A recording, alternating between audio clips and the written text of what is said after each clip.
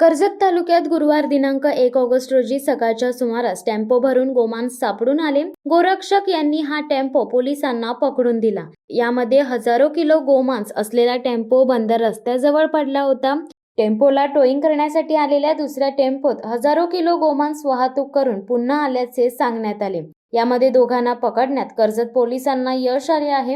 दरम्यान आठवड्याभरात तालुक्यात ही दुसरी कारवाई असून गोरक्षक यांनीच पुन्हा एकदा पुढाकार घेऊन हा गोमांस कर्जत पोलिसांना पकडून दिला। त्यामुळे पोलिसांच्या कामावर प्रश्नचिन्ह उपस्थित केले जात आहे। पोलिसांनी दिलेल्या माहितीनुसार गुरुवार दिनांक 1 ऑगस्ट रोजी कर्जत तालुक्यातील चौक रस्त्याच्या दिशेने निघालेला MH47 AS 3164 हा पिकअप टेम्पो कर्जत चारफाटा येथे बंद पडला होता। दरम्यान उपस्थित गोरक्षक आणि बजरंग दल तर शिवसंघटनांना येथील तरुणांवर संशय आला असता पिकअप टेम्पोची पाहणी केली असता टेम्पो भरून गोमांस दिसून आले। टेम्पोमधील तरुण पळून गेल्याचे देखील सांगण्यात आले, तर एका तरुणाला पकडण्यात आले।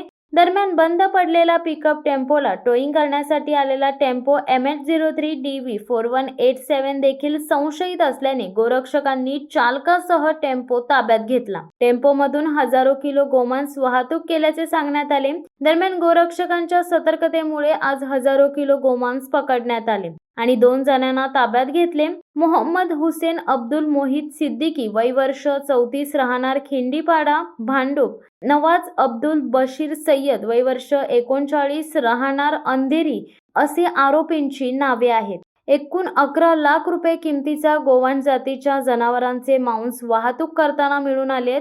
सदर गुन्ह्यातील आरोपीला अटक करण्यात आली आहे। याबाबत कर्जत पोलीस ठाण्यात भारतीय न्याय संहिता 2023 चे कलम 325 सह प्राणी अधिनियमचे कलम 5 क 9 अ 3-5 प्रमाणे गुन्हा दाखल करण्यात आला।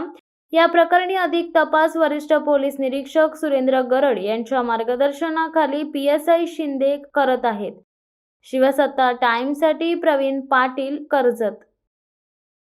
दे धडक बेधडक वृत्त देणाऱ्या आपल्या शिवसत्ता टाइम्स न्यूज चॅनलला लाल बटन दाबून सबस्क्राईब करा आणि बेल आयकॉनला क्लिक करायला विसरू नका।